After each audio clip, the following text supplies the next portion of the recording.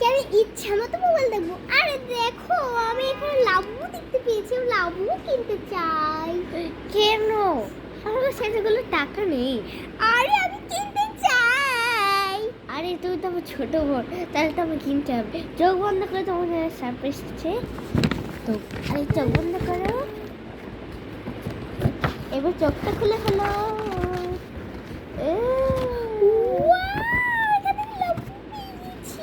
হ্যাঁ দেখো এটা মাথা ঘোরানো যায়।